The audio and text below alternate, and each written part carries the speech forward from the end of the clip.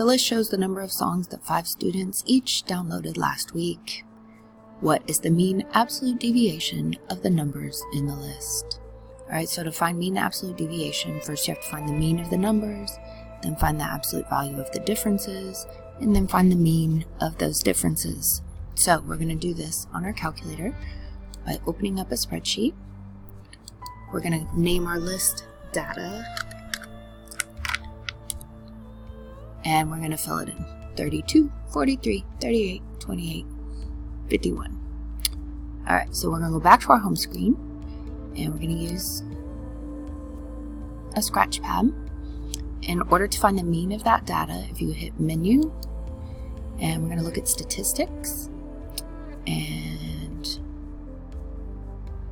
that was math operations and mean, so 3, then put the name of your list, we called it data, enter. And if you press Control Enter, you can see what it looks like as a decimal. Just prettier to look at, and you can see that, yeah, that makes sense as the mean of our data. So now I want to find the absolute value of, actually I can just find the mean. So go back to statistics, math ops, mean, and we want the mean of the absolute values. So we click here to find our absolute value of our data,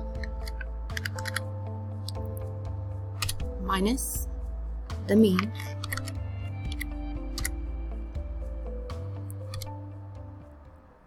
so the mean absolute deviation is going to be 6.88. Answer B.